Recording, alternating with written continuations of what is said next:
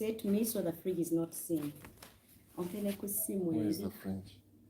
Setting a camera curtain was coma when jagalo coma saga kulaga bisenge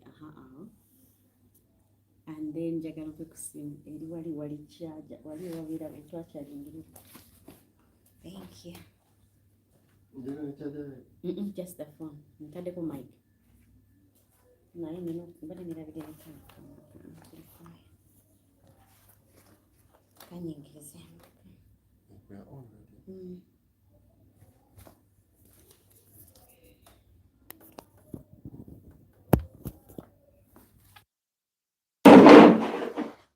Hello guys, how are you doing? My name is Winfred and you're welcome to this channel where it's all about love and the heart. I'm your host Winfred, and before we go any further, allow me to share the link with some other people who have been eagerly waiting to join.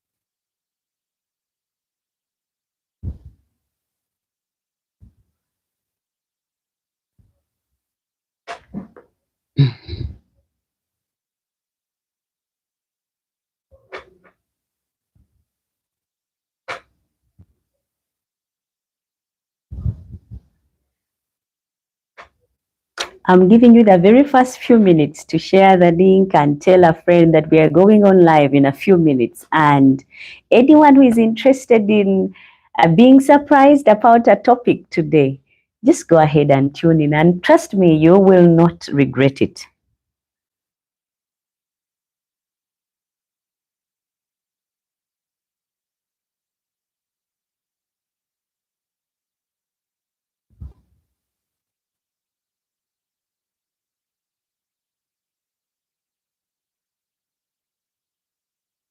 I normally first share because there are these particular people who cannot wait. They always ask me that I share the link with them in case they find it hard to connect. It's easier that way. So allow me those few minutes just as you do the same and share the link with someone who you think would enjoy or has nothing to do Friday night, but is looking to learn and also grow at the same time.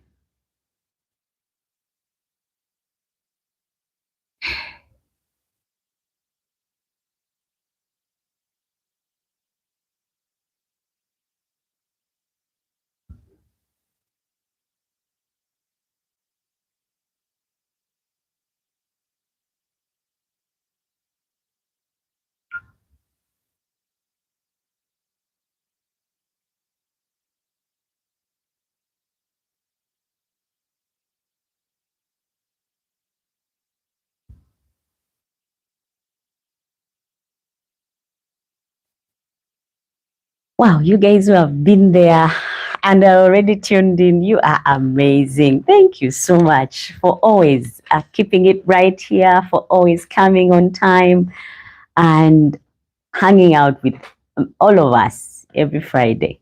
Thank you so much. I'm hoping that you have been well and you had a pleasant week. It is not easy to go through a week when you're healthy and strong. So for every advantage that we have over those that don't, we thank God. So before we go any further, allow me to pray and make it a bit special. Let us pray. Father, we just want to say thank you for today. Thank you for it is the day that you have made for us to rejoice in and be glad. We just want to say thank you for everyone that has tuned in. I pray, Lord, that you bless and take care of them, that you keep them and be gracious to them. Lord, look on everyone that has tuned in today, that is listening in with a smile, and may your peace be theirs this day, that they will not regret having tuned in. In Jesus' mighty name we believe and pray. Amen and amen. We welcome God in everything. Guys, did you know He's the silent listener to every conversation, the uninvited guest to every meeting? When you don't think He's there, well, He's right there. But today we're not talking we're not talking about the Bible or the church, because Fridays are dedicated to digesting the heart. And this is where we talk about issues of the heart.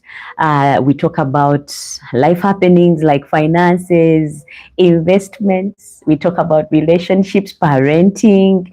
We talk about dating. We talk about all kinds of things, guys. So you can imagine, you will not regret it, because either way you stand to gain. Here we talk about different things and everything in between, except politics. I'm not gifted in that area, so I don't say much about politics.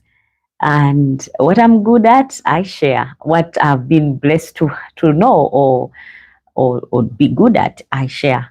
Politics is not my field. That's why you'll never hear me talk about anyone. I don't even know some of the people's names. So I will stay to what I know best, which is what we are dealing with. And today we are talking about why teens stop talking to their parents and how to reconnect.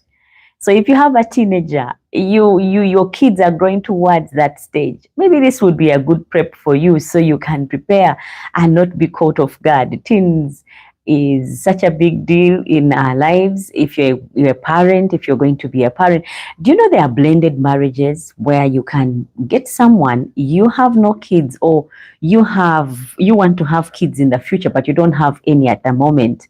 And the ones that you're going to be parent for, because of the bonding, are teenagers. And if you're not prepared for that, well, today we are out to give out pointers so you're not caught off guard and you know how to handle such situations. So we are talking about why teens stop talking to their parents and how to reconnect. Isn't that something beautiful? I mean, we all want to reconnect to our kids. We want to have that flow where you can dig their vibe and they dig yours as well. You get to pick on what interests them and help them, just as you also help yourself get to know your child better.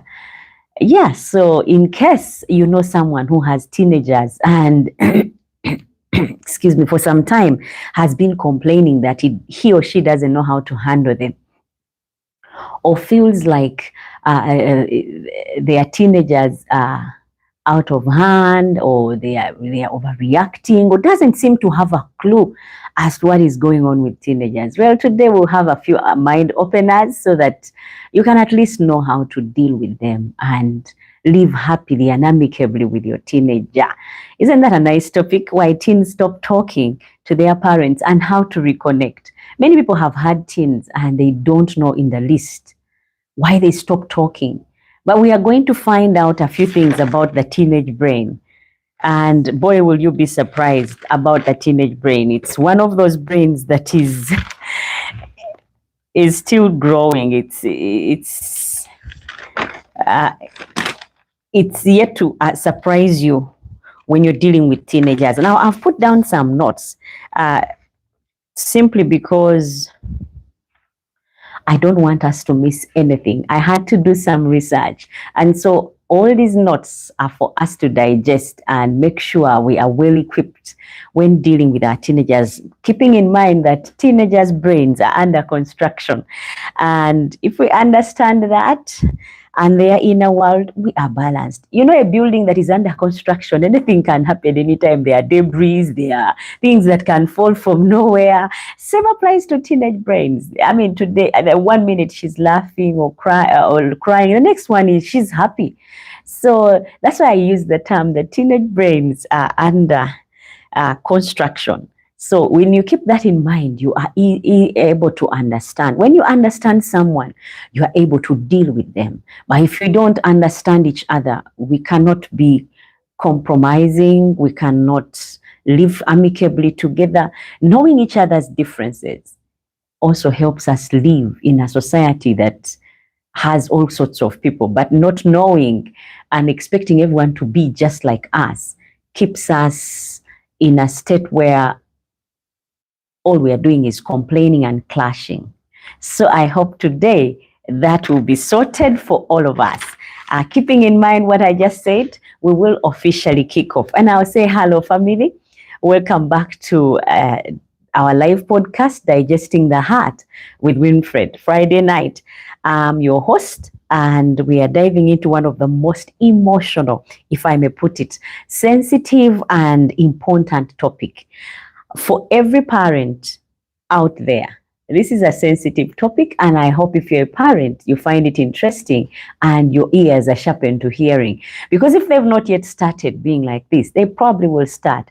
And if you're the lucky one and they are not going to be stopping to talk to you, then you're lucky and you could give a few pointers to someone who is going through the same. So go ahead, share the link, and let us get digging into this topic. Why teens stop talking to their parents? And we will later on get to see how to reconnect to our teens, because these are very much part of us. These kids come from us, and we would love that they don't stray at any point, that they turn out well, they are well guided. You would want a teenager who talks to you. You would want a teenager that is safe. All parents aim to see that their children are safe. We aim to see that our children are happy. So when something happens, you really feel sad. And I'll take a moment to say hello to Jasper. Hi, my dear. You're the very first one, and you should be pinned up there among the top fans. Thank you so much for dropping by, Jasper. I hope that you stay on until the end. And I'm hoping that others will let me know who is watching and where you're watching from. Normally, I read comments much later. I open up a slot where I deal with everyone's idea or everyone's voicing.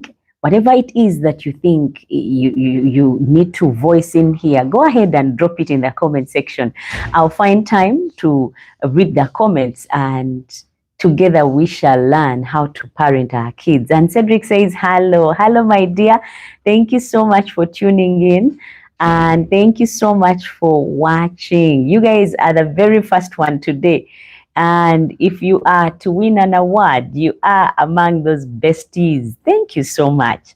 So anyone else who is watching, let me know where you're watching from and how your Friday has been and what you think of the topic that we've just introduced, dealing with teenagers. Cedric says, I enjoy your content. I'm glad to be here. Wow, Cedric, thank you so much. Always. Thank you so much for tuning in. And I'm also honored that you guys choose to be here Friday night. You know, there are so many programs that you can have for Friday, like going out, hanging out with friends, and partying, clubbing, catching up with those friends. You know, because Friday is the end of the week, and you have a lazy Saturday, so for you guys to be tuning in, I'm honored. Thank you so much. Those of you who have just tuned in, you're also welcome. Let me know who is watching, where you're watching from, and I will send a holla at you for tuning in. Otherwise, I'm glad that we are all alive and well. Guys, a quick reminder that we are living the very last days. So while we are living and doing life, not to forget the one who is up there, because it's the determinant factor of what happens to us. He's the one who blessed us with all that we count our own, all that is dear to us, he is in charge of. So whatever we do, to be mindful of him, to love him, to cherish him, and to live out our lives with tremble and fear, because at some point we'll have to give accountability of what we have done. And if your day turns out different from someone else, there are people who have just passed.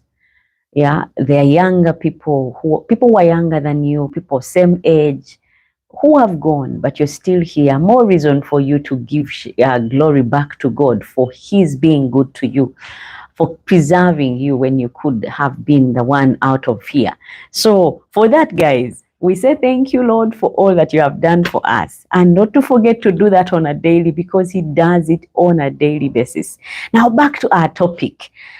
Why teens stop talking to their parents. That is our topic of discussion today. Now, if you're a parent and you're listening in right now and you've ever wondered, why won't my teenager talk to me anymore? If you're a parent out there and you've ever wondered, ask yourself those questions many times. Why isn't my teen talking to me anymore? I mean, there was no big fight, but for some reason they are not communicating. Then you are not alone, because many parents go from being their child's best friend to feeling like a stranger overnight. Because I don't know, I think it's the hormones that go on. A lot of things are going on there between being kids to being young adults. They are transiting, and the process is not easy on them. At some point they get lost and don't know what to do or where they fall, but they are fine. They try to find their footing in this world, and it's a big world, you can imagine. So the more we get to understand them, the easier it is for us to love them and to live with them and to deal with them and to help and guide them, which is the core reason why we all want happy teenagers. So you used to hear every story from your teenager, and right now things have changed up. You used to hear every little detail. Now it's just fine. You ask, how are you? I'm fine. How is school? It's fine. You know, how is class? How are your classes? They are fine. You know, those short answers that don't really add up to anything. Well, when you ask them things like, can you come and spend time with me? I'm busy. And that silence can hurt deeply, because it's your child at the end of the day. It's still your child, but he's going through a lot. And today we are going to be able to get into their world and try and understand what really goes on with our teenagers that causes them to shut down, that causes them to, you know, log off, if I may put it, and leave us in the loop where we don't know where we fall regarding them. Tonight we are going to unpack what's really going on behind that silence. Why teens withdraw from us, and most importantly, how to rebuild connection and trust one step at a time. Yeah, we are just going to be learning how to do that one step at a time. I know we may want our teenagers to go back to the way they were doing things while they were 3, while they were 4, where they depended on you. Rent to you, this one has hurt me, this is going on. But right now you find they don't even talk. I mean, it hurts. You know, living in the same house with your child and they're not talking, you are wondering, are they okay? Are they going through things that they need to share? You know, it's painful to see them go through that, but we all go through that.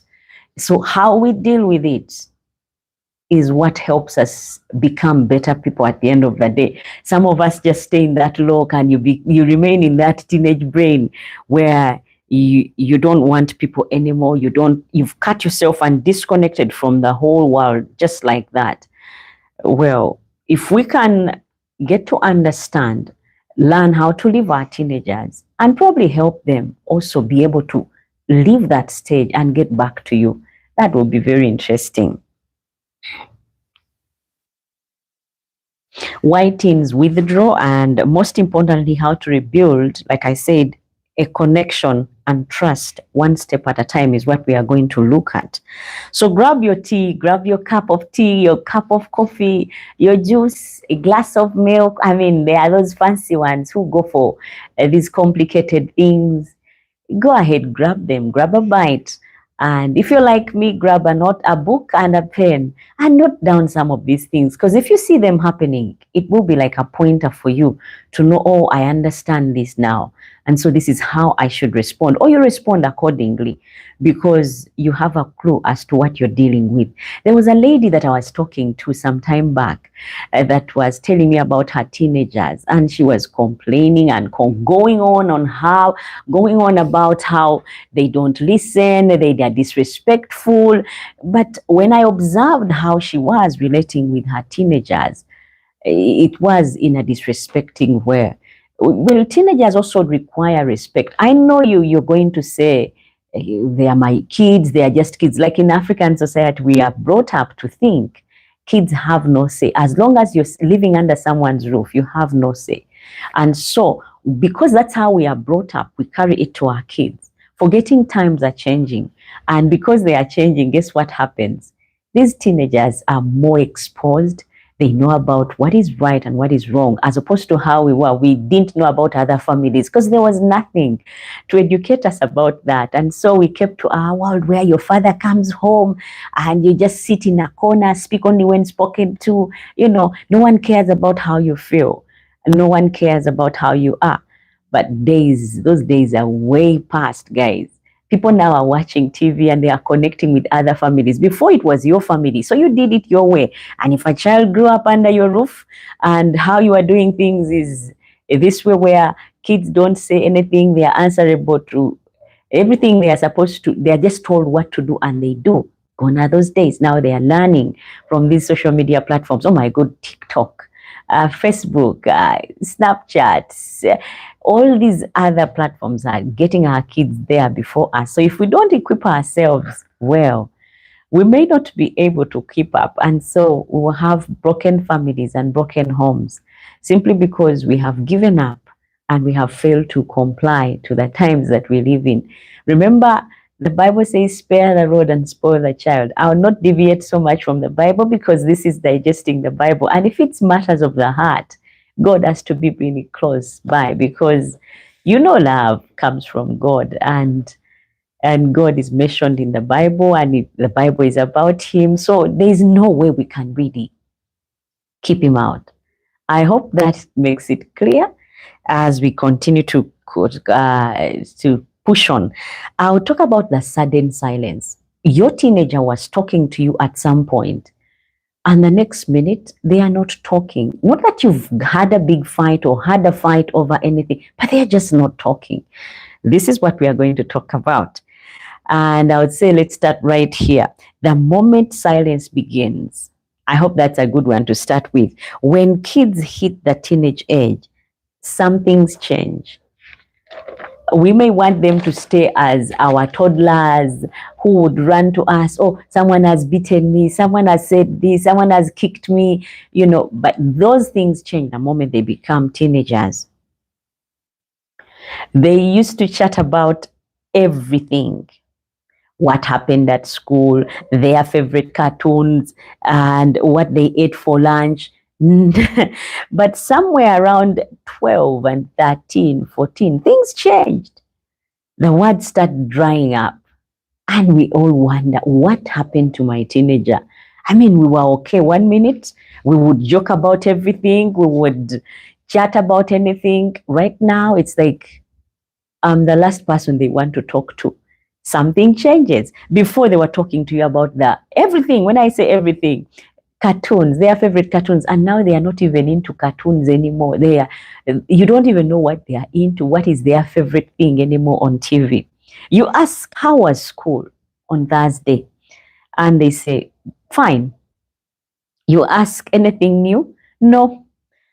And you start wondering, what happened to my child? Did I do something wrong? Because it's so easy for us to think we did something wrong. That's why our teenagers are acting the way they are doing. It is very easy for us to go on like that, thinking it's about us, thinking it's what we did, probably what we said, which is not normally the case. But because we are desperate to know what's going on with our teenagers, we tend to run to conclusion easily. Yeah.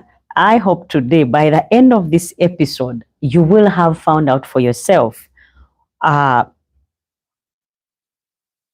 why teenagers stop talking because that's the topic that we are handling today. At any time, your teenager can change, and guess what? You need to be prepared. That's what I said. That's why I said the topic of discussion today is emotional. It is sensitive, and it's an important topic for everyone. Parents out there, we are talking about why teens stop talking to their parents and how to reconnect. That is what we are talking about. It's a live podcast. You can go ahead and tune in and share the link with anyone who's got teenagers that is struggling on parenting. We are dealing with why teenagers stop talking to their parents, and also we'll be looking at the ways on how to reconnect with our teenagers. Like I said, if you're a parent that is listening in right now and you've ever wondered why won't my teenager talk to me anymore, this is the right place for you. You're yet to find out why your teenager doesn't talk to you. Now, like I said, you ask, how was school? And your teenager says, fine. You ask anything new and they say no. And you start wondering, what happened to my child? That's where we were. So that was just a backtrack for those who have just joined. Did I do something wrong? Let me assure you, it's not always you.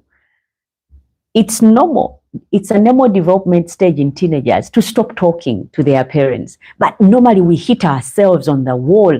My teenager is not talking anymore. You're in that lock of my toddler, where your kid would come from school and tell you everything from class.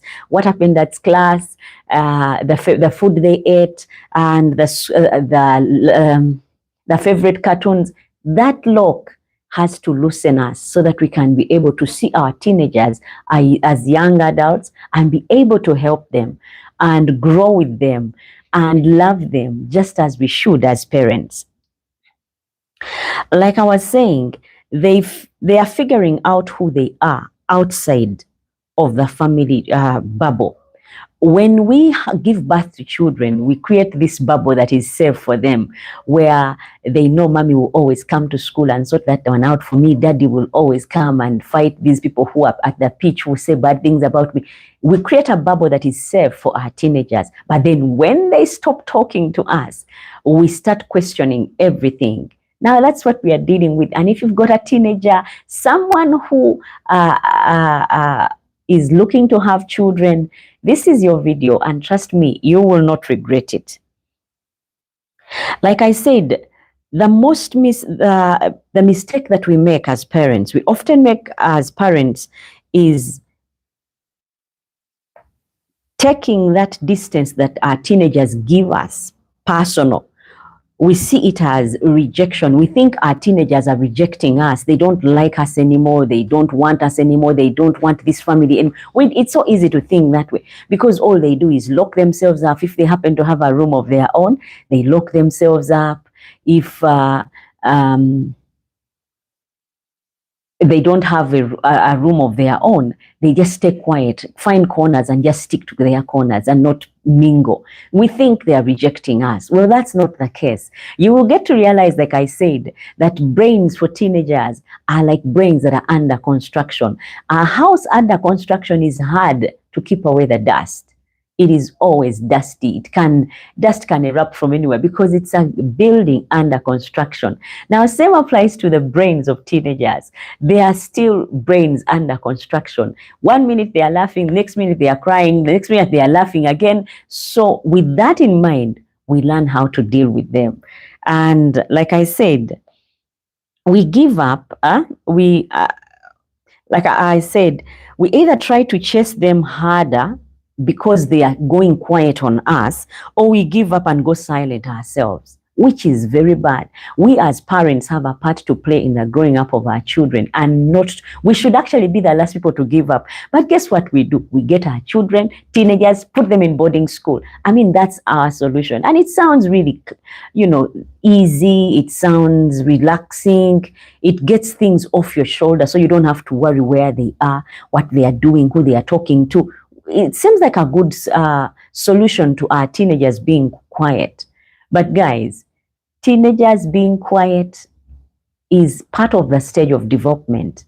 And so we shouldn't push them away, taking it personal that they don't like us anymore. Well, they still do much, but they want to find their space in this big world. It's a live podcast. Let me know where you're watching from, who it is that is watching, and let me know what you think of why teenagers stop talking to their parents. I wrote down a few points. You can go ahead and drop in the comment section yours, and together we can we can exchange opinions and also continue learning from each other. I would say reflectively, I would ask reflexively, how do you react when your teenager pulls away? How would you react when you find all of a sudden the teenager that was talking to you is not talking anymore? Do you push harder or pull back completely? I need to know in the comment section. When your teenager pulls away, how would you react? Would you push harder and try to get them to talk to you? Or are you the type that completely pulls back completely and you leave them? Which kind of person are you? Drop in the comment section. Let me find out who you are, what kind of person you are. Why teens stop talking to their parents? That's the segment we are on. There are several deep reasons why teens stop talking to their parents, or they stop opening up. And let us go through a few. I know there are so many, but we'll just go through a few, because understanding the why will help us reconnect to the hows.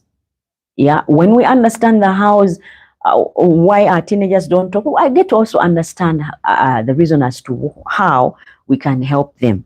Now, the first reason I would say, the desire for independence. They stop talking to us because they desire to be independent. While your teen is under the age of 11, below 11, they are looking up to you. They are looking up to you for guidance. They want you to teach them everything because the world is new to them and they are excited to live. I don't know, but kids are kids and will always be kids. I would tell you my kids used to see me as big and tall and all these things. But as they get older, they start realizing, okay, they are not the biggest. Okay, they are not the tallest. Okay, they are not this. But in the eyes of a toddler, one below 11 years, you could stand high as a mountain. And once they cross the age of 12, 13, 14, 15, things can change up because then their eyes are open to reality. They leave the bubble and want to be independent. So the first reason why they stop talking is to be independent, make their own decisions, leave alone what I've been told. What is it that is the truth about what I've been told? They are trying to find out. They're trying to find out what is the truth out there. So they are breaking away, not because they don't love you anymore. They still do, but they want their independence. And independence doesn't mean they want to step out of the house. They want to start thinking for themselves, solving things for themselves. That is the independence I'm talking about. Another one is the digital escape. They get quiet because the era that we are in is a digital one, where kids can be locked on gadgets. Oh my goodness. They are on YouTube. They watch those shorts, like scrolling through, and they've literally seen everything. They don't care who they subscribe to. They are just scrolling through, watching YouTube. If they happen to be into TikTok, you're finished, because they will go through everything, and anything you watch more of, they'll binge you on it. So guys, it is the digital escape. That is where they go to be. They stay away they stop talking so that they can, go to their gadgets. Not because you've done anything, but it's the digital escape, that era where we are using gadgets so much. Another reason is the past reactions. If in the past your teenager was talking to you and the way you responded was not positive, trust me, they would lock up and not talk anymore. I was talking to another lady just recently who told me she was wondering if I have given phones to my children. And I was like, they need them for school. I mean, the moment she's in high school or he is in high school, it's paramount that they have a gadget for research purposes. So you cannot keep them in that bubble where you want them only to watch TV and they only, get to handle a gadget when they are using yours. They now have friends. They have groups at school, discussion groups that they need to be on. So you cannot control them that way. But some of us as parents, we stay in that lock where we want things done the way they happen to us. So I hope we can also learn from that bit and, you know, loosen them a bit. If, for example, your teenager came to you at some point and said, Mommy, can I have a phone? You know, and you refused because you thought they are too young to have a phone. Well, those are the days when having a gadget had an age. Right now, you find my 6-year-old, my goodness, I bought her, you know, one of those fake phones, fake tabs that they sell. Our Chinese friends have sent us so many things in Uganda. You know, it's like a big book, a big box, plastic box. They put on a sticker and they put in batteries. The moment you press power, the thing just sings in even a Chinese accent and Chinese tunes. And I brought it to her. I thought she would be excited. Oh, I got a tab. Oh, I got a tab. My goodness, she got it, looked at it critically and threw it away and said, I don't like this. This is not real. I don't like it. And that was the last time she touched it. Not even playing. That was the last time. But I didn't do it at 6 years. I did it at 4. I think it was about 4 or 3. That goes to, actually she was about 3, yeah, to be honest. But if at 3 she could tell apart a real tab from a fake one and threw away my box that had stickers of pictures of Moana and all these other characters, well, teenagers are worse. They have grown. They've been collecting for all these years up to the teenage age, which is maybe 13, 14, 12. They've been collecting. Now it's time to sieve and see for themselves what really goes on when this happens. So they are trying to find things for themselves.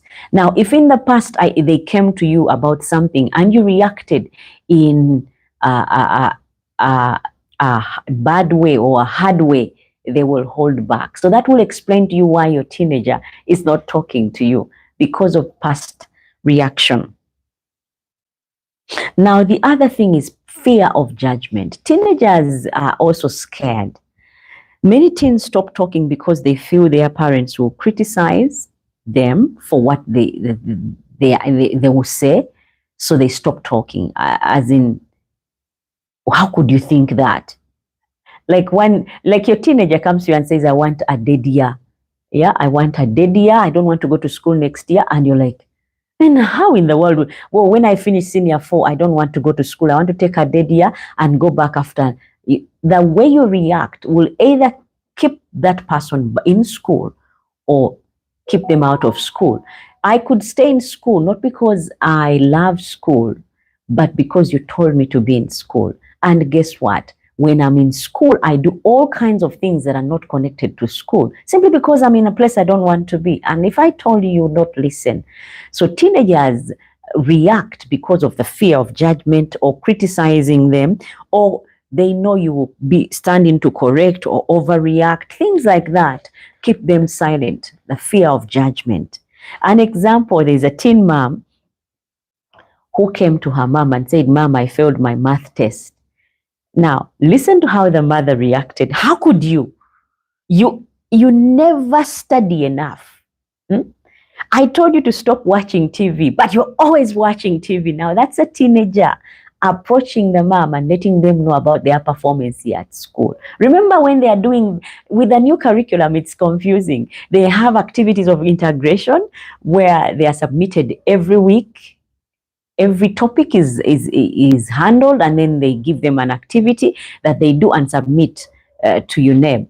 Now, a teenager would keep quiet and not let you know how they did perform. And they have ways of confusing parents. I remember there's a parent with this new grading in Uganda whose child got C, and then D, and E, I think E or something.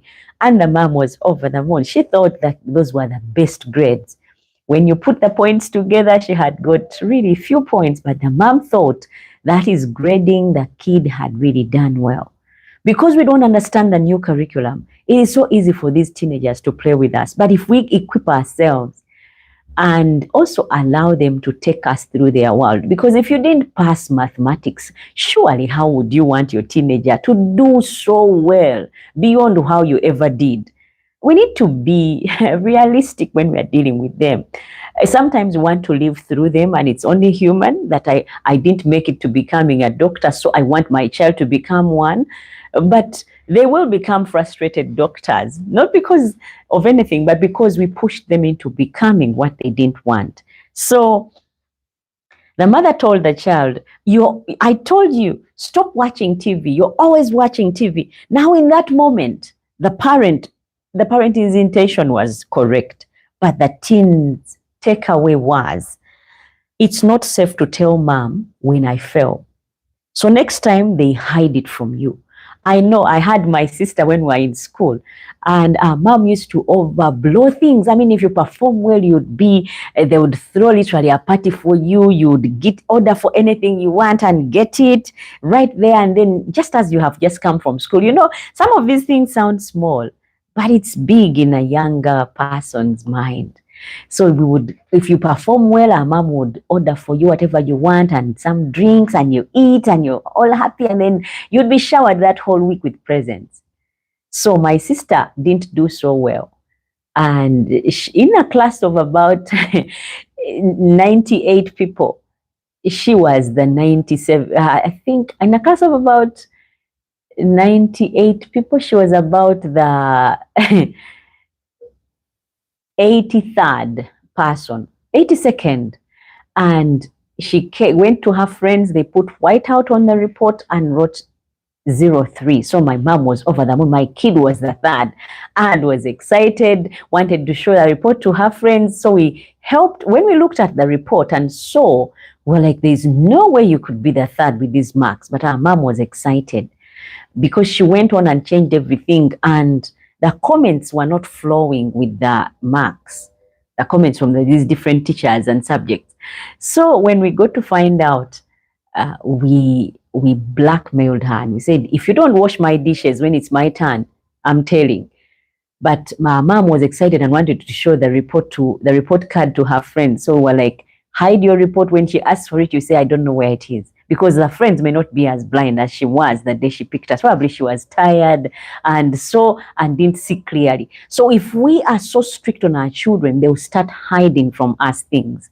They start not telling us because we were so hard when they came open to us and said, I didn't do well. And your reaction determines whether you'd ever get to see a report card again.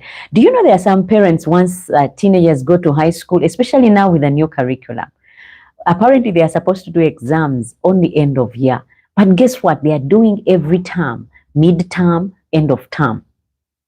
Now, because as per the government, it's end of year, but schools are putting mid-term and end term, you would never see those reports. They would help you stick to the end of term simply because you are not the kind of person they can openly come to and be like, I failed because of how you would react.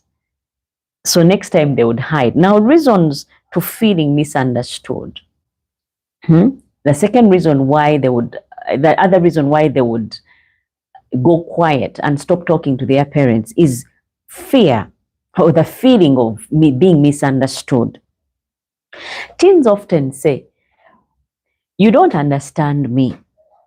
And sometimes they are right. Sometimes they are right. We have to give it to them. They are sometimes right.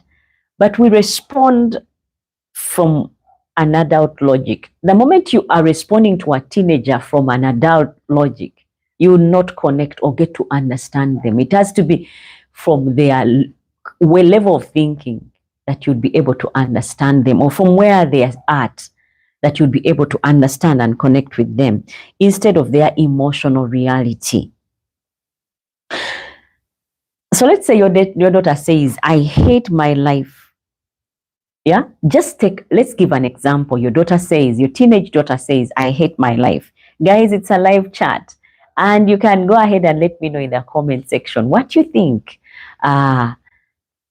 What do you think about why teenagers stop talking to their parents. You can drop in the comments. Let me know where you're watching from and who you are that is watching. I'll open up a slot where I'll talk about all your comments. Otherwise, for now, we're just going through and digging deeper. I was giving an example. Let's say your teenager says, I hate my life. And you reply, you have a roof, you have food and school. What's there to hate?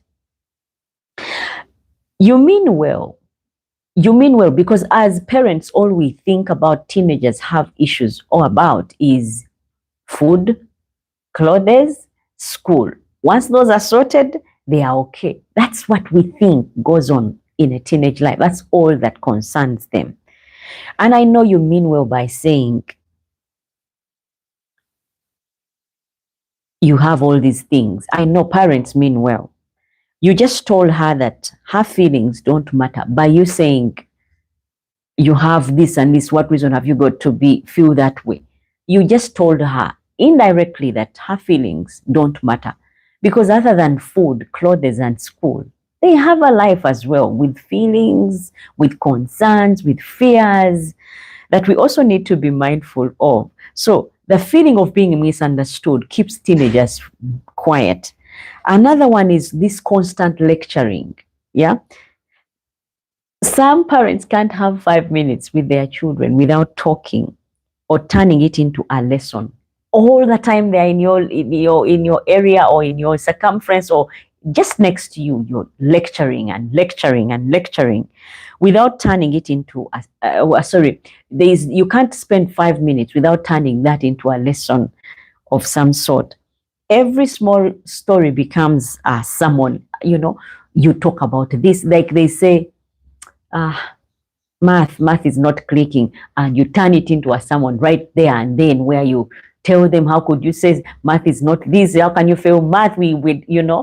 We turn things that are ideally interesting to them into small things, big things. That's why they disconnect and stop talking.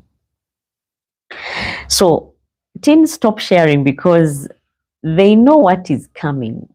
They know that if I told mom or dad this is what they are going to say. So they stop talking. So that is all avoided. And they stop asking for advice as well. So that's something we should note. And constant lecturing is one reason why they stop talking. So if you've ever wondered, why is my teenager not talking to me anymore? And you've been practicing any of these, well, now you're in the light. You know why they stop talking. Another reason is overreaction. Your teenager shares something risky, like maybe my friends drink some time at school, yeah? Because teenagers will come up with all those things and they will let you know if you created that platform and you explode. What? They drink? Who are these kids? You are grounded. You cannot go and hang out with them anymore. There are some things that we do as parents we've not thought through, but out of fear and great love for our children, we do. And they turn on us. The reaction shuts the door instantly. The moment you're like, what? Who are those kids? I hope you're not hanging out with them, because if that is the case, you're grounded. That one will cause the teenager to shut up, or shut down, or stop talking, and that will be the end of it. And it will leave you in this space of, why is my teenager not talking to me anymore? But you've forgotten your previous reactions when they told you something was going on. Teens test honesty. They test to see your honesty. Once you react a certain way, yeah? Once you react a certain way, they won't test it again. Because they know, the other time I told mommy or daddy that my friends smoke, or my friends, my daughters tell me all sorts of things about school, who was expelled for using vapes. I didn't know about vapes until they told me. So if I don't create an environment where they can tell me freely what is going on, I would stay in the dark. I would still think school is as it was when I was going to school, where people were just smoking and drinking. Well, now there are more deadly things that people are using in schools that us as parents are in the dark of, simply because we've not created that environment where our teens can talk to us. So guys, we need to create that space where they can talk to us. We cultivate that ground. But the tips that we are dealing with are the ones that will keep us from closing those doors where they will not talk to us anymore. I hope someone is hearing, and if you have teenagers and you're ready to practice this, like I said, it's a live podcast. If you feel blessed, if you have an opinion, if you feel like there's something you need to share, go ahead and drop it in the comment section. I will read it as time goes when the slot is open. I'll give you an example. There's this gentleman called Phil. Phil said, my son used to tell me everything, but now he just says, leave me alone. It breaks his heart. That's what he says. And this is what I told Phil. I know it hurts, but remember, teens pull away not because they stopped loving you. Some of them are even verbal. They can say, I hate you, I hate you. And those words don't leave their lips. Not that they really hate you. That is why you see when we've escaped that teenage age and got into adulthood, we appreciate our parents. That goes to show you that the other ones were hormones. Now this is our brains have sieved. Like I said, those of you who have just joined, teenage brains are like brains that are under construction. Yeah. If a house is under construction, guys, there is so many things that are going on. Debris everywhere. There is dust. There is water spilled. There is all, and it's never clean and tidy because it's a building under construction. So same applies to our teenagers. It's like their brains are under construction. They are going through things. Every single time they do things, one time they are laughing, next minute they are crying. So we just need to understand that if you get to know your teenager is with a brain that is under construction, you understand them. And so you let down your guard. We don't look at things and reason or respond to them with the adult logic, but with the knowledge that our teenagers are with brains that are under construction. That way we are able to relate and help them.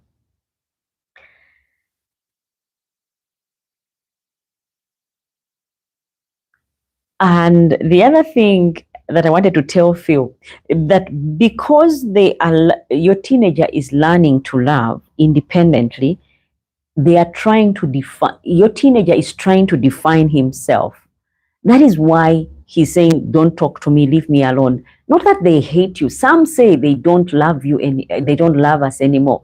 But guess what? That's not something we should take to heart. Like I say, the brain under construction, once that brain is constructed and it's complete, it will look back and reflect on everything and come back grateful that you stayed around.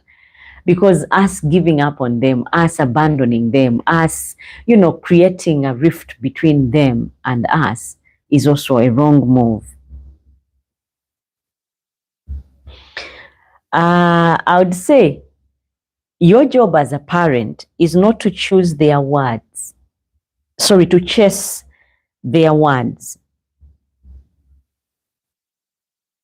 Your job as a parent is not to chase their words, but to make your presence safe enough.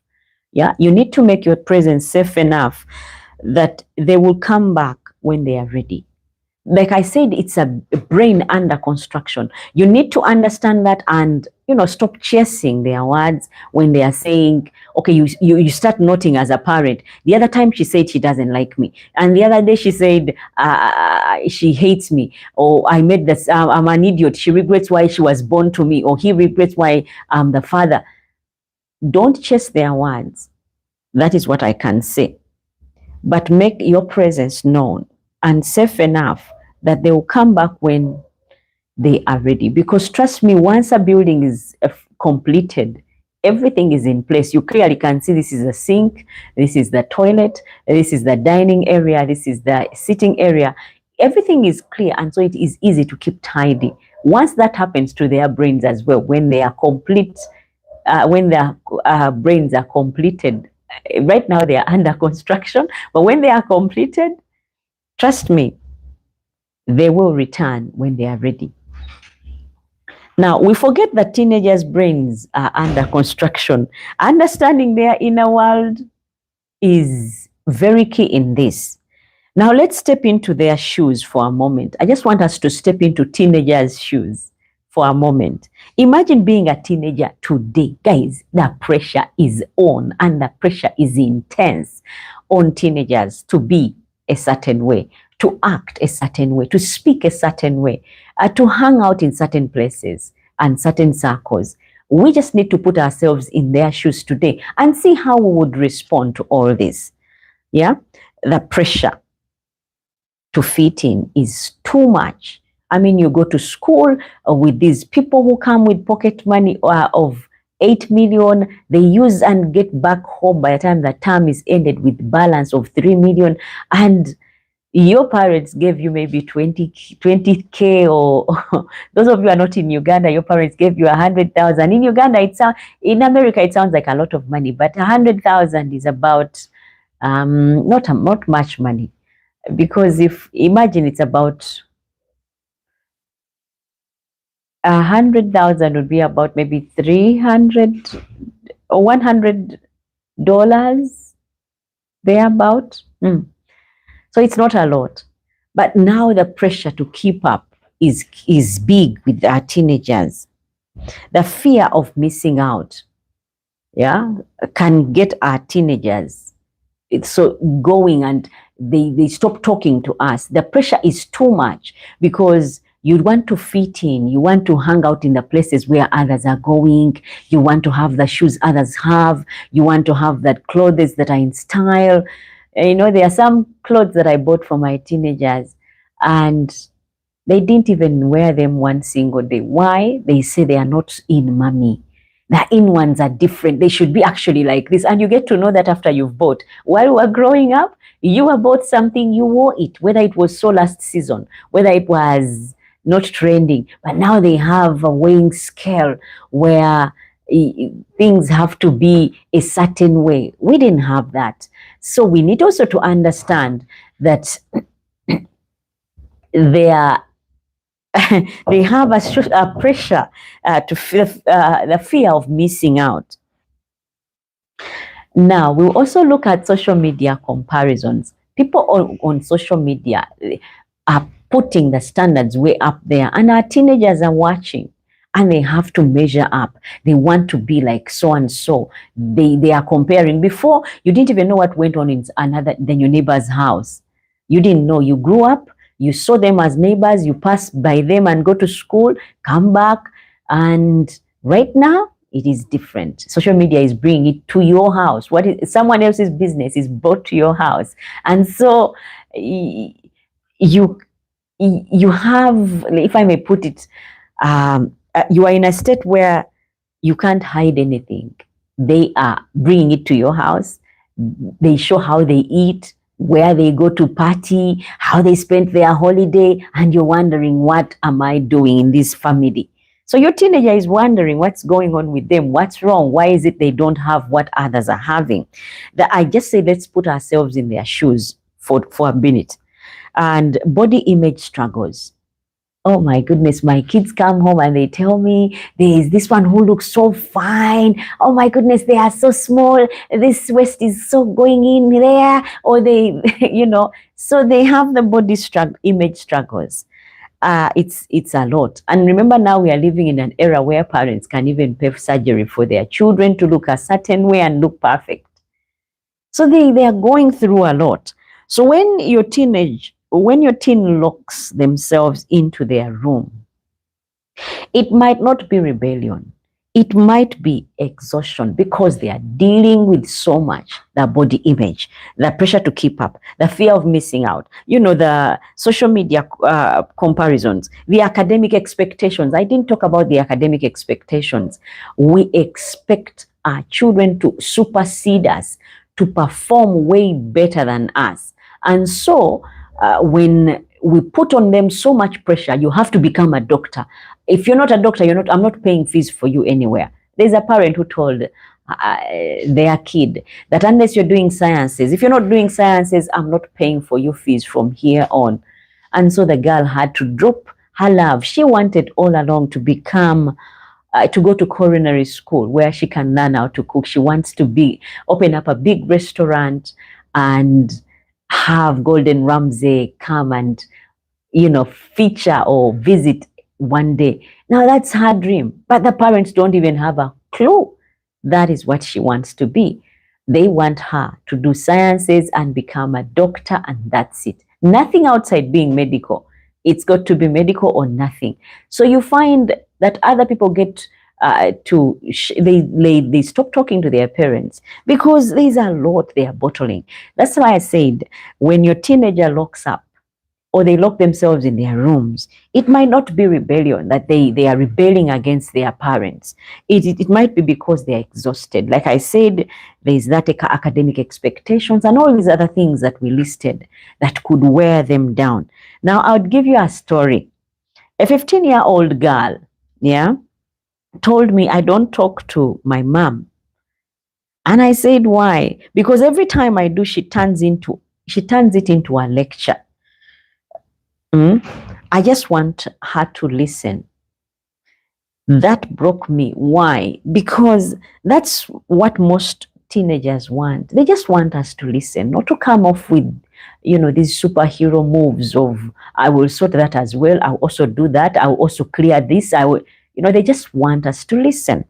Now, if we could only learn that and listen, guys, our teenagers sometimes tell us things, not so we could react, but so we listen. Like I remember I had this talk with one of my children, and she said, and I wanted to find out how her classes are going. And she said, well, I don't know, I put in so much and I get so little in return. I set my bars so high and then I'm disappointed when I can't hit them. And I was like, okay, so what would you want us to do? Because in asking, then I get to know what she would want me to do. We shouldn't come off as heroes, because then I would be like, I think I'll arrange, coaching for you, or I'll do this and the other for you. We need to sometimes just be there to listen and get to hear from them, because this girl was saying she just wants her mom to sometimes listen. They don't want us to be perfect parents, not rich parents, just listening parents. Can you imagine that is how cheap it is?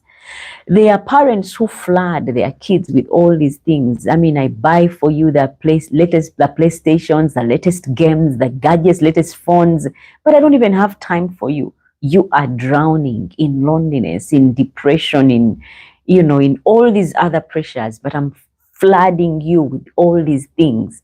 The PlayStations, I know they are exciting, and there's no teenager who would want a PlayStation, but we buy all these things for them. We also need to learn how to listen to them. So parents, here is something powerful to remember, and I hope we can all remember it. Listening doesn't mean you agree with your teenager. It doesn't mean that. Listening means you care enough for them. And if we get that, we are getting there to getting our teenagers to open up to us and start talking again. When your teen speaks, don't rush to fix anything. Don't rush. When they speak out and say, this, don't rush to speak or to try and fix things. Just sit with them in their feelings. Silence can be healing when your presence feels safe. Silence can really do that. As in, you tell me something and I just keep quiet about it. It can be healing. It can be healing, especially when your presence, it feels safe. I feel safe around you. Silence, even when you don't say anything, I just come as a teenager and talk to you, tell you all that I'm going through, and you just keep quiet. It can be healing. If I feel safe, that you're not judging me, you're not just tolerating me, it can be healing in that way. So reflectively, I'll ask, when your teenager talks to you, do you listen to understand or listen to respond? It's a live podcast, guys. Go ahead, drop in the comment section. Let me know what you think when your teenager speaks to you. Do you listen to respond or listen to understand? I need to know what your opinion is, or do you listen to understand or listen to respond? Drop in the comment section what you think, what your response reflectively is when your teenager speaks to you. It's a live podcast. Go ahead, drop in the comment section. I will read all your comments. How parents accidentally shut down communication with their teenagers is what we are going to talk about next. How parents accidentally shut down communication with their teenagers. Now, let us be honest. Sometimes we are the reason why they stop talking. I know some of you are going to disagree with me, but sometimes us as parents, we are the reason why our teenagers stop talking to us. Not intentionally, but through habits we've built. You know, we can build ourselves habits, and those habits can grow into things that we didn't think they could grow into. Like interrupting them mid-sentence. That is something I've had to learn the hard way. You know, like before they finish a sentence, you're jumping in and coming up with solutions. Yeah. That is something we do. It's a habit that we do, and we don't know we are doing it. Either because we want to keep them safe too much, or we love them so much we don't even want them to think of any other thing other than what we've told them. So interrupting them mid-sentence is one of them, one of those habits. Turning small talks into investigations, you know, that is a habit that we can also do and cause them to shut down. You know, small talks that they had with you, like she comes or he comes and tells you, you know what, at school, people were vaping today, and you start sneaking around their bags to look for vapes. You don't even know what vapes are, but you turn into an investigator of some sort. That is something that we can develop as a habit that can cause our teenagers to shut down, you know. Using sarcasm on our teenagers. You know, we are always sarcastic around them, or guilt to get answers from them. We guilt trip them a lot to get answers from them. You're like, I think you should, you know, there are ways we can guilt trip our teenagers, and so that we can get answers from them. Those are so ancient tools, and they do not work with these teenagers. They instead will shut down, and you'll not hear from them again, and you keep on wondering, what is going on with my teenager? They are not talking to me anymore. What happened? Did I do something wrong? But that guilt tripping them to get them to do things, or, you know, talking to them with sarcasm. Another one is minimizing their feelings. You know, when they go through things and you don't make it seem like it's a big deal. That is something that we do, and that is something that can cause your teenager to shut down.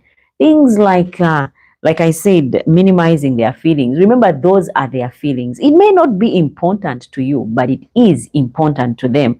And so guess what? You make it important because it's important to them. I would give you a quick example. A mom feels like everyone hates meat. A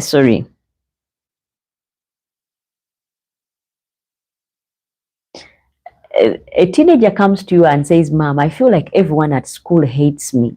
Yeah? And you pause. You are overreacting. Everyone loves you. Yeah? You sound comforting, but to the teen, it feels dismissive. What they needed was empathy, not correction at that time. So instead of this, that sounds hard. What happened? Don't you see that these are two different ways of dealing with the same situation? She comes to you, or he comes to you and says, everyone hates me at school. Instead of you saying, no, everyone loves you at school. I mean, that's comforting, but that's not what they needed. They didn't need correction about what they think people think about them. The other way around would be, what happened? Because for them to come off and say, everyone hates me at school, they've analyzed a whole lot of things. And that is how they came to that conclusion. So when you say what happened, you're trying to make them feel like their opinions count. you know, their feelings. You're paying into consideration their feelings. And that, my dear, will help your teenager, will tell you more even. Notice the difference. The first one closes the door. When you say, oh no, you are so wrong, everyone loves you. That the first one will close the door, but the second one will keep the door open. Because then next time they'll come even to you about other things they suspected. That is how you get them to keep talking. Now, there's also a friend called Sheila who says, I always mean well, but my son tells me I make everything a big deal. How can I stop that? That is what Sheila said. When your teenager says something shocking, count to 3. That is my solution. You count up to 3 before replying and ask. Yeah. Ask a clarifying question instead of reacting emotionally, because we tend to do that and we react emotionally. You have to count to 3 before you say something. And then when you do, ask a clarifying question. You know, like, that is hard. Or how did you come up with that? You know, that is trying to, because they want to be heard. They are young adults. They are not yet there, but they are getting there. Like I said, a building under construction, a brain under construction. If you keep that in mind, when you're dealing with them, you take time. You don't respond immediately and with solutions. Sometimes it's just you to listen, and that's it. You might say, you remember they said something, like this one who said, I always mean well, but my son tells me I make everything a big deal. How can I stop that? Now, I would say, you might say to him, that sounds serious. Can you tell me more? Instead of, what were you thinking? You know? Because they say you make small things, a big deal. So you ask them, what were you thinking? You know, you prolong and give them more audience so that they can let out more. I think that would also help us. The second pause that you count when you're beating and counting 1, 2, 3. That pause can save you 3 years of silence, because whatever you respond to, or whichever way you respond to your teenager, that could cause 3 years of not ever talking to you again, or not until they've skipped that age of teenager. So what you do, guys, you count that pause. That pause can save you a lot with your teenager, and they would find they've got a new friend at the end of the day. Oh, and I want us also to dig into some solutions. How do we reconnect when the silence has already begun? You could say, how do I reconnect with my teenager when the silence has already begun? One way we can do that is share our own stories and vulnerability. This is something I've just learned. I'm learning, and I continue learning from my husband. He always tells my kids about things. You know, kids don't think we were kids at some point. They really think we came like this and we just appeared old and just ready to parent. That's what they think. But when we become vulnerable, it creates empathy. Vulnerability creates empathy. And so they are able to connect with us. Those are the solutions. That is one of the solutions to getting our teenagers. Yeah. Like I said, how do we reconnect when the silence has already begun? You can start by sharing your own stories. I like that about my husband. He does that a lot, where he tells them. There's one time he told my kids about how he stole a bottle of the dad's best drink and took to school and shared with his friends, and the father got to know and he gave him, disciplined him there and then, and they were like, Chacha man did that? You're real? That man was so nice. You mean he did that to you? So they get to know, okay, so my dad also misbehaved sometime. He wasn't this perfect and straight man that we see today. So at some point he strayed. So it makes it relatable. Like I said, vulnerability creates empathy, not only for the teenagers, but for all of us. So I would say share your own stories with your children, your teenagers. It will help break down the ice. Create rituals. Yeah, you can create rituals to get them talking. You can create rituals of things like movie night, evening walks. Because some people think you have to spend money to connect with people. No, you don't. And this doesn't only work with teenagers, it works with all of us. When I say create movie nights, in your house, you don't have to go out to the mall and watch a movie. If you have the money, go ahead and try it. But you can just get this movie, bring it home, or download a movie and be like, we are watching this one tonight. Every Friday we'll watch a movie. Someone picks their favorite, we watch that. And as you're watching with your teenager, you can start asking, so why this movie? What intrigued you? You're getting them to open up. And they're also getting excited to spend time with you because they know here they are getting into my world. They are welcome for a bit.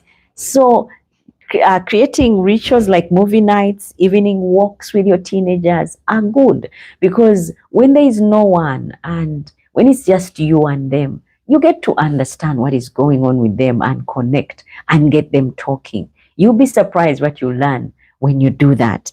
Another one is the traditions of rebuilding closeness, where you can play games. Small traditions. Like you say, every Sunday or Saturday evening, we have this moment where we play cards and get them talking. You'd be surprised if they've not been talking. This time, if they are losing, they'll be strategic, they'll be screaming. That's how you get them talking, and you break down the ice and you're able to connect. Let us not be only on the correcting side of our teenagers all the time. If something is not balanced, it will weigh the other. I'll give you an example. This is a scale. Yeah. And all that I'm giving out is disciplining all the time. I'm disciplining, rebuking. This is going down, but we're not noticing that you lift up here alone. We need to find a balance where you can relate. Because if we are on a balanced scale, this one can see what this one is doing and this one can see, and they can both relate. So guys, creating small traditions can also help our teenagers get talking again if they stop talking. And also laugh again. Humor melts tension. That is something that I've also noticed. Laugh again. I mean, there are some homes where the dads are dads. I mean, I'm talking about the traditional ones. You hear them coming. If they happen to have a car, you hear the beep of the car and everyone takes off, goes to their corners and stick to their business. You will not get a word out of them. Laugh again, guys. Because like I said, humor melts tension. You bring about jokes and let your kids laugh with you and get to know the other side of you. It will break down the ice, and they will also look forward to bringing in the jokes, and so that together you can be cracked.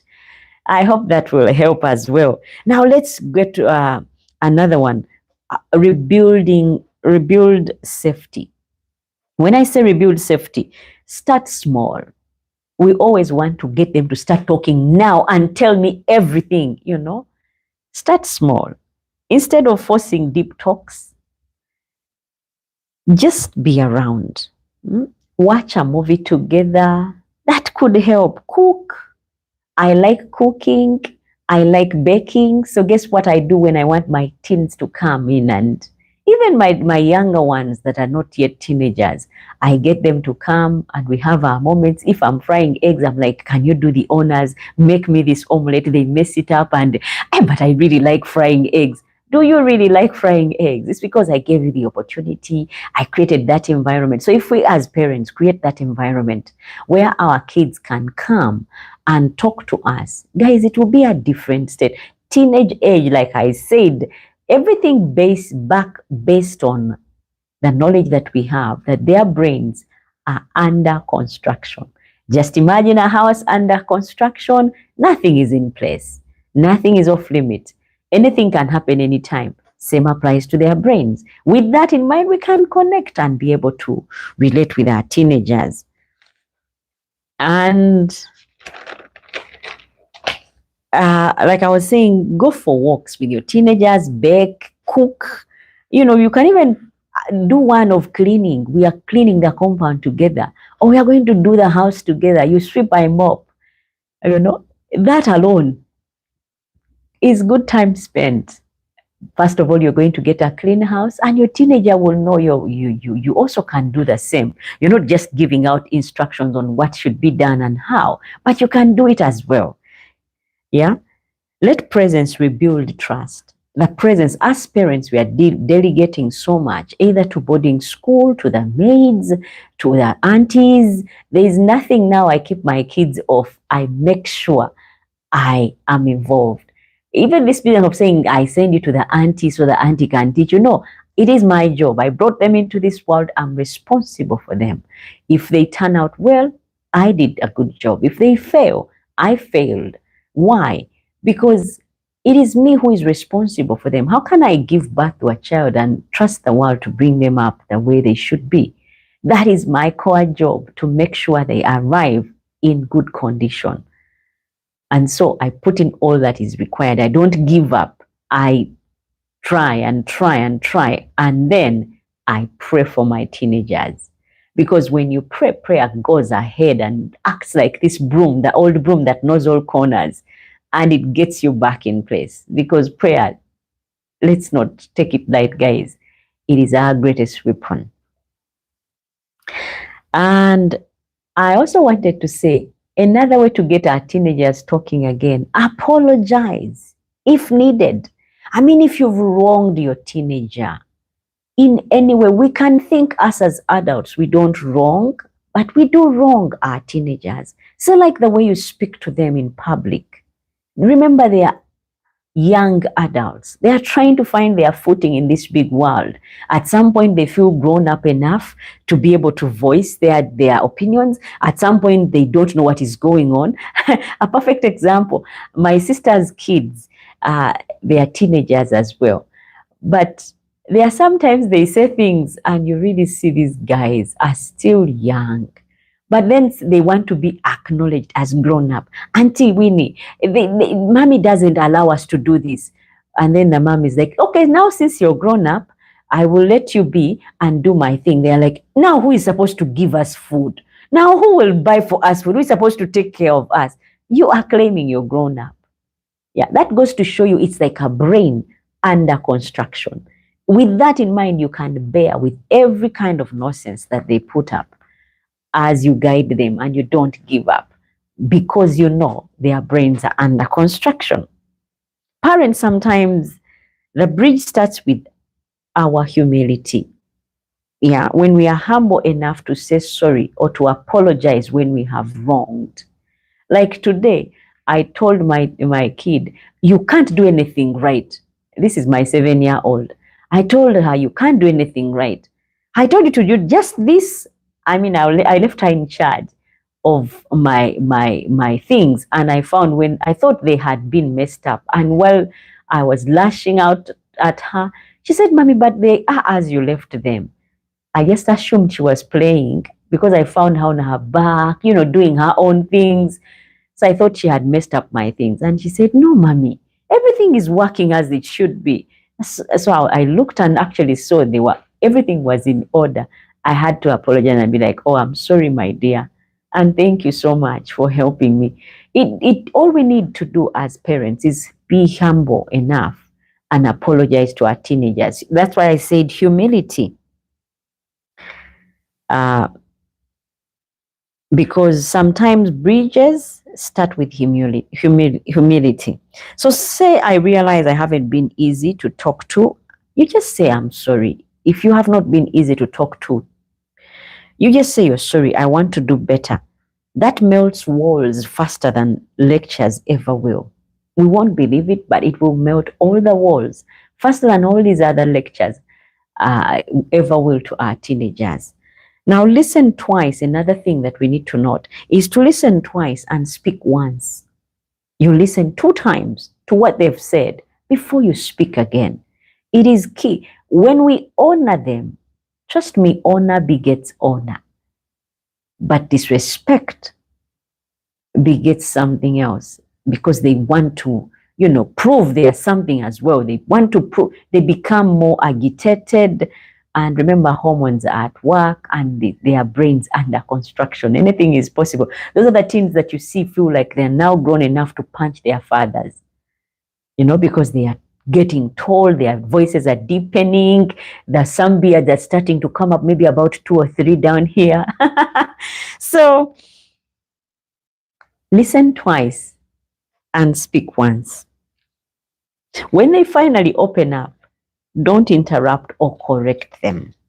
Listen even if it's messy. Listen to what they have to say. Let them finish before you quickly speak out. Yeah? Choose the right moment. Teens hate forced conversation. That is something I've come to realize. They don't like forced conversation. Catch them during relaxed moments, I would say. Late at night or while you're driving, say like you're driving, like me, I know how to get my teens. I get them in their car when I'm going somewhere and I'm like, okay, let's go. And then while we're driving there, they get to tell you things. They are relaxed. Yeah, when you're driving or when you're going to town using a taxi, you sit and just talk, whisper your own things. As long as you know it is safe, though the taxi is not so private. So you look for opportunities where it's just you and them and they feel safe. You can do that late at night, while eating dinner. Those moments are key, guys, and they would save you a lot. And also celebrate small tasks. When teenagers share anything, even something random, don't dismiss it. Smile, engage, and show interest in whatever it is they are talking about. Sometimes it may be a bunch of, nothing. To you, it's nothing. That is the adult logic. But to them, with a teenage brain, it is something. So you need to take it serious, not light. Don't dismiss it. Show interest. Small talks with your teenager may lead to big trust later. So that's something I hope that encourages someone, that those small talks you have with your teenager will lead to big trust sometime later. Right now, it may not pay off. The thing is, we want results now, here, and today. So any parent there that is parenting a teenager, yeah, small talks will build big trust for later. An example, I know of a dad who couldn't get his son to open up, and that dad struggled so much. Then one night the boy asked the dad, "What's your favorite song?" That is all the boy asked. But the dad had tried over time to get him to talk and, get to know what is going on with his boy. And one time the boy asked the dad, "What is your favorite song?" The dad almost brushed it off, like, ugh. But instead he answered and told him what his favorite song was. So those 10 minutes that he spent telling him about his favorite song turned into weekly music lessons. You'd be surprised. Now every week they have to go and they listen to music or learn how to play music. And it's now a different relationship altogether. Now they talk about everything. But what broke the ice is waiting for the teen to open up. And when he does, be real, be kind, be understanding. It will get you this teenager that you've always dreamt of. Sometimes reconnection begins with something as small as a shared moment. When we share a moment together, that could be the opening thing, and the doors are open permanently. There is another one that I wanted to talk about. This boy doesn't talk. I mean, the mom says at home he's always shut and not talking. You think that boy has no voice? Oh my goodness! One time, my nephew came home. My kids had never heard him talk. I mean, they've seen him all his life. They've seen him. But once he hit teenage age, he got silent at home and everywhere he goes. But I know that about him, that he doesn't talk. Oh, I love that boy quietly. He's always quiet, and you'd think he's a quiet person, but I think people at school know a different one, even when for us it's revealed to us that he's quiet. Now, he came home visiting with the mom sometime, and my teenage kids were in the bedroom, and he was excited about Alexa.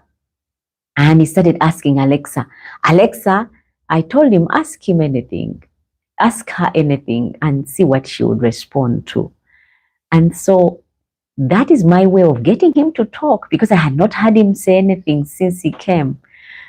So when I told him that, he was intrigued by Alexa. So he said, Alexa, what time is it? And my kids were in their bedrooms. They came running. Brah, mommy, Maxwell has a voice. Oh my goodness, it is big, it is cool, it is sweet. And we were like, we all heard. And that was the first time we were hearing from Maxwell say something. Because Maxwell had never, and even his cousins had never heard him say anything. So when they heard, they came screaming from the bedroom and they told me. And I had to tell him, Maxwell, you know, you've got a sweet voice. Because his voice broke, I don't think he feels comfortable to speak, or it's still breaking. I don't know what's going on with his voice, but he's got a very nice voice. So my daughter started telling him, you don't know, if you were in our school and you spoke, oh my goodness, guys would say you have a nice voice, deep like the ones for the teachers. But small things, we can create environments where our teens can really talk to us and we get to hear from them and get to know that they are not dumb. Dumb people are the ones who don't talk. These ones choose to be silent because they've not got an environment that is cultivated to be good enough for them to, speak or say something.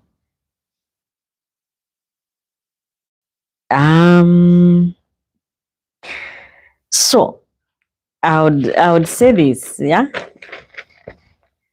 The digital wall. I would talk about the digital wall as well. That digital wall has done much. But before I go any further, let me read some comments before I go to the digital wall. I want to open the slot to everyone because it's a live podcast. And you guys who have been on from beginning, goodness, and are still here, I want to open up the slot. It's a live podcast. Go ahead. Let me know your experiences with your teenagers. Are they good? Are they bad? Are they better than what we've just shared? Let me know what you think as I read the comments. And this one is from Jasper, who said, hello, Winfred. And hello, Jasper. Thank you so much for tuning in. Cedric, thank you so much for tuning in. And hello. Cedric said, I enjoy your content and glad to be here always. Thank you so much. Much love, Cedric. The teenagers do it like this. I don't even know how they do it, but they do it. Much love. Jasper says, would you give them space to calm down? Teenagers, like I said, they have brains that are under construction. I would agree with, because of what they are going through. It's not like when they don't talk or when they keep away from you, it's not that they don't love you anymore. They are trying to be independent, like we broke down all these other things. They are trying to digest things for themselves. So guess what? Space would be good. Just create a space for them that encourages them to know that you are always there when they are ready. That's what I can say. Space is okay as long as you've created that environment where they don't feel like you've disconnected, but you've cultivated enough ground for them to know that whenever they are good and ready and done with whatever it is they are going through, you are right there to love them, to care and to guide them. So that's what I would say, Jasper, regarding your comment.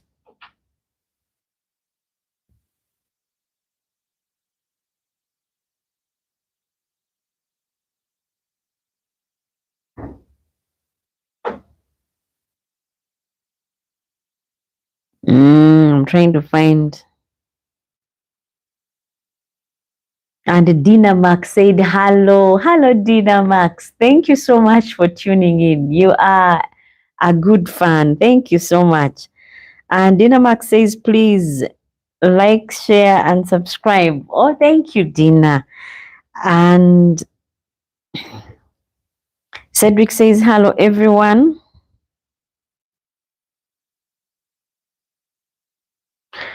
And Cedric says, many parents react instead of responding to teens. Yeah, we tend to do that. And guys, it is natural. Just like it's natural for them to go through those phases of not talking, it is also natural to us.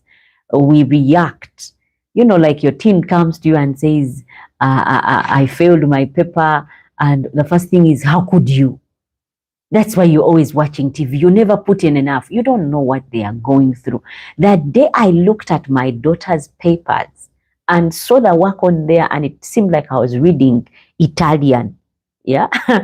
That is the day I was like, okay, do your best and leave the rest to God. Do your best and leave the rest to God. Because at the end of the day, when we put them under so much pressure, like I said, they've got all these other pressures, the academic pressure, the social media one, the keeping up, trying to fit in, all these other things. Yeah. The day I got to get into how their world and see the work they have to do, I stopped, being hard on them. Not that I don't like the good marks, but I'm not going to live my dream in my kids' lives. If they don't want to be certain things, I will not push them into becoming them. Like I want a doctor in my house, someone who would handle our cases. I would want a lawyer, I would want an engineer, I would want a pilot so I can get free flights, But I'm not going to force them to do that. I would want them to choose, because when they do something, when they are happy and ready for it, then I would be able to get a happy person at the end of the day. I know a gentleman who studied medicine for the parents, and all along he had wanted to do entertainment. After doing his medical degree, went and did MDD, music, dance, and drama. And the parents were pissed, but by that time, he had graduated in medicine, given them their degree, and went off to do his thing. Now he's into entertainment, acting and singing, and the parents can't do anything about it. He is a qualified doctor, but not practicing. He's now doing what he loves. So if we can guide our teenagers to do and be themselves, that would also help. Cedric mentioned that. And Jasper says that parents forget that they were once children. Oh yeah, we do forget. There's someone I went to school with, and that person was naughty all the time. All the time. I mean, if there's some people who are doing something that is not right, he was among them.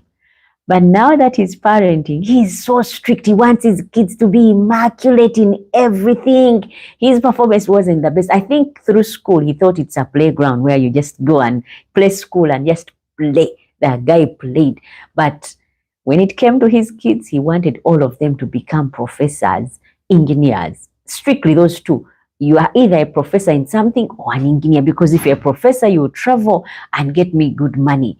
Or if you're an engineer, you build all these things for me, you get me all these guaranteed jobs. So when I was talking to him, I was like, but Kenny, you should not forget easily how you were in school. You really used not to, you used not to be this serious. Why are you making it so hard for your kids that they have to be? And he's like, yeah, they have to be everything I was not. Well, no crime in that. They can be all that, but don't let it not be the only thing that you focus on, that you lose track, or that you were once a teenager as well. You messed up. At one time you did things that you were not proud of. So we need to leave room, like Jasper has said. I go to Dina Max's comment. Dina said, I personally may be growing old.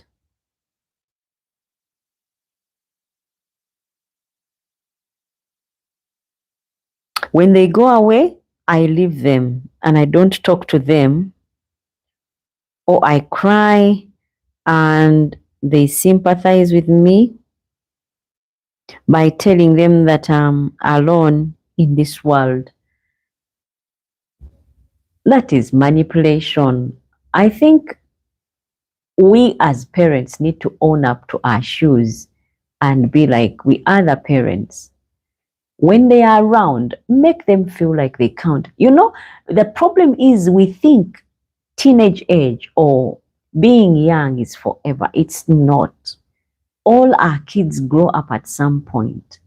And it's by nature they will get to realize that the things that they did were not good. They were hurting to why do you think kids, when they are graduating, they are thanking their parents? Why do you think they thank them? They say, oh, I thank my dad who was always strict on us. I thank my mom who was always, disciplining us. They do that because it comes to a place, like I said, it's a brain under construction. And once the construction is complete, just like any building, everything will fall in place. And you have that child you're proud of. So don't blackmail them. Don't let things weigh you down to the point of crying. Instead, you go before your God and you're like, God, please show them that what they are doing is hurting. Show them that what they are doing is not right. And God will make sure everything aligns with your teenager. And don't mail them, making them feel like they are alone in this world. Because once we do encourage that, they won't wait to leave us. You need to create an environment where they hang on to home for as long as. Otherwise, when we create an environment where we always tell them we are alone, they are like, after she always says she's alone. Even when you're there, she doesn't see us. So guess what? You will really feel alone and they will leave you and you'll completely be alone.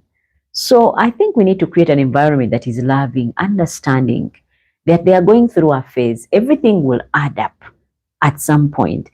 There's this woman I was watching on TikTok who said, I wish my mom was alive so I can tell her this.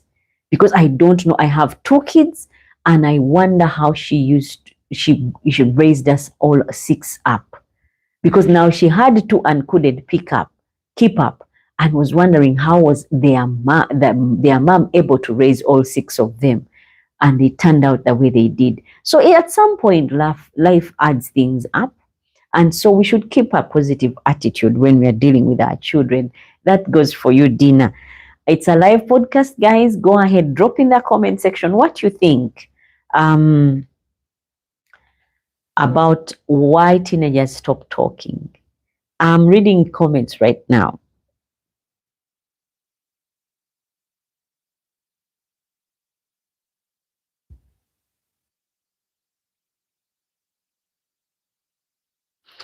Dina said that when they personally tell you that they don't want to listen to you and tell you that go to your bedroom,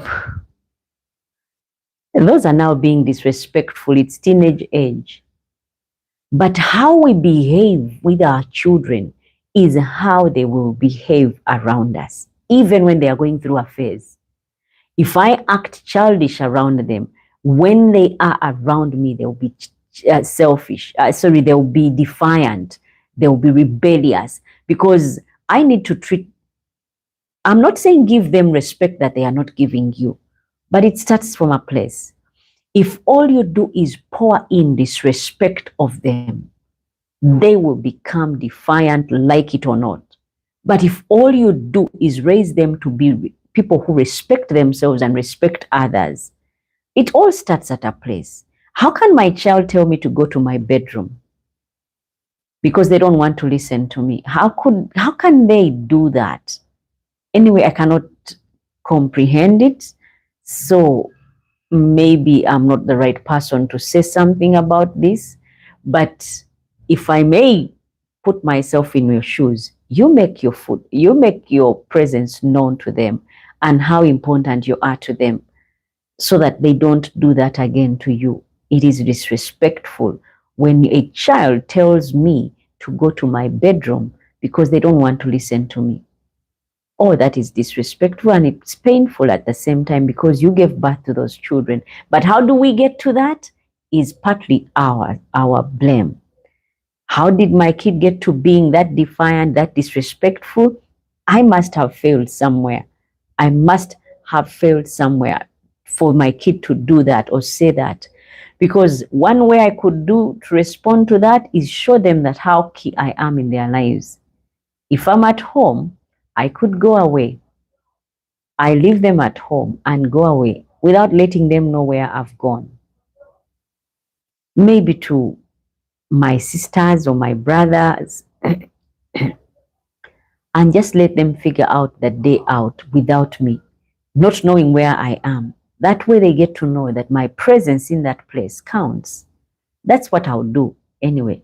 But I can't picture my kids doing that. And if they did, I don't know what length I would go to, because I think I would have worked to make sure that they learn how to respect people and be respected as well. Because if they give you the respect and you don't respect them, that is not reciprocating, guys. We need to give it just as they give it to us. I hope, Dina, that answers something for you. And I'm sorry about what happened. So I think those are the comments that I've got so far. I will continue. It's a live podcast, guys. You can go ahead and drop in the comment section what you think. I was talking about the digital wall. Let's talk about the elephant in every modern household: phones, tabs, and laptops or gadgets. Let's categorize them as gadgets. Modern households have all these, and parents say, my teen is glued to their screen. We tend to say that. Then the teenagers say, my parents don't get online, the online world. Do you see how we are on different footings dealing with the same things? I mean, the teenagers are saying our parents don't have any clue as to they don't get the online world. And then the parents are saying, my teen is glued to their gadget or their screen. Social media gives teenagers a sense of belonging and identity. We have to accept it. That is why you see they come back from school, get in corners, get their gadgets, and they just get on there. Whatever they do, we don't know. But guess what? Social media has given them that sense of belonging where they feel like, I was surprised to see someone on TikTok, someone I know very well, a teenage girl that I know very well. And I didn't see that side of her. And she was on there dancing, twerking, and all doing all these other things. And I'm like, you do this? I thought you were a church girl. But on TikTok, she's a completely different person. So teenagers, social media gives them a sense of belonging and identity where they can be themselves as opposed to what parents really think of them. But it can also make them retreat from real life. Social media can make them retreat from real life. The key is a balance, not a punishment. Instead of saying, get off that phone, why don't we try something like, hey, can we have a no phone dinner today? Or time to catch up? We can, because now the gadgets are here to stay. Either your teenager has a phone or a laptop or both, or has a tab. Now, instead of us opening up a war against gadgets, and we should keep a balance where we talk to them and be like, we try, can we have no phones dinner, or no phones movie night, or no phones game night, where we just sit there and play board games, like Ludo, play cards, those things. Yeah? We can just sit and decide on that. And once in a while, ask them to show you what they enjoy online, because you'll be surprised what they are enjoying online. You can just once in a while, out of the blue, be like, but what is it that you enjoy so much on TikTok? I mean, you're always on there. What is it that you enjoy so much? Or who is it that you're following? And if it is funny videos, which is your funniest video? And this is one way we get our teens to talk. And you can also be like, if it's a friend who is your friend on online, or online who is your friend, or we're trying to get into their world. If it's a game, will you teach me the game that you play, or what game do you play? Games, if they are glued on their gadgets, on their screens, playing games, get to know what kind of games they are playing.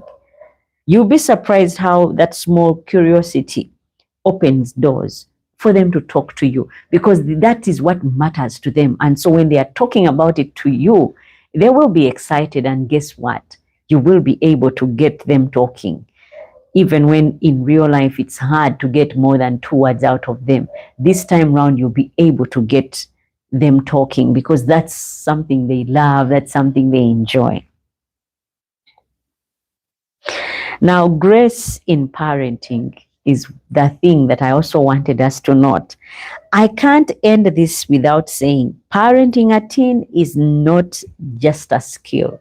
It is not, and no one has a manual for it, that this is how you parent your teenager. No one. And it's not a skill. It's a spiritual journey. I will say it's a spiritual journey. You will fail sometimes with your teenager. You will lose your temper with your teenager sometimes. But grace means you get to start again tomorrow. Pray for your teenager, but also pray for your patience. Pray for your teenager that God will help them keep on the straight and narrow. You can just pray. I'm saying this, and as you can see, we are trying to conclude. You can pray for your teenager, but also pray for your patience, that God will give you the grace to be patient, to be understanding when it comes to your teenager, because some of us just lose it when it comes to them. It seems like all they do just seems to annoy you, to cause you to act a certain way. So pray for them, love them in silence, and believe that connection can be restored. You have to love them. Even when they are silent, love them and believe that connection can be restored, even if it was lost. Even if it takes time, learn and believe that it can be changed and things can be reversed. So as we wrap up tonight's session, I want to leave you with this truth. Your teenager still loves you. They just love you differently now. If that gets to sink, you just know they still love you, but differently. They are not now solely depending on you. They are trying to find the world for themselves and include you in there as well. But now you're not the main actor. You're one of those co-actors. So you get to play your role when you're called upon, not all the time. You're not the main actor. This time around, someone else is behind the wheel and you're one of the passengers. So guess what? You learn to love them that way. Another thing that I wanted us to know, they may not say it. Teenagers may not say they love you, because sometimes, I've got my kids at home. Some of them go to school without even saying bye, see you. But there are those who can't even miss.